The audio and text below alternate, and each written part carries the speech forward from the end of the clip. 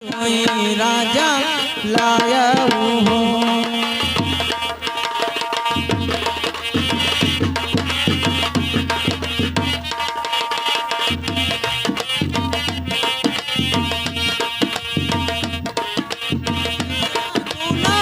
गुणवानन दोई राजा लायो नन दोई राजा लाया हो।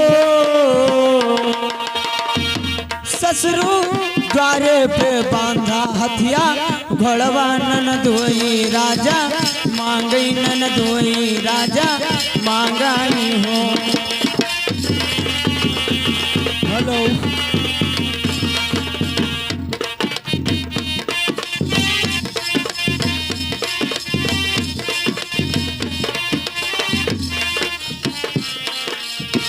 लाले पियारी गुने गुणवानन दोई राजा लाली नन दोइया राजा लाले ससुरु द्वारे पर बाधी हाथी घोड़वानन दोइया राजा मांगे।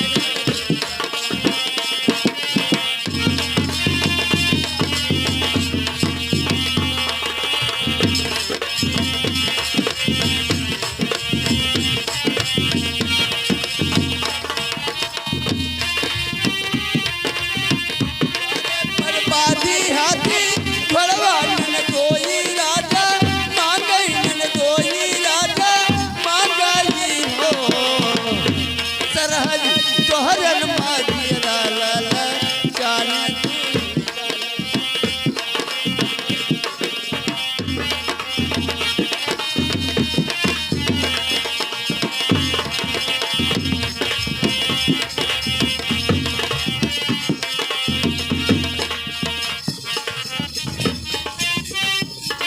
नन दोई राजा मांगई नन दोई राजा मांगाई हो।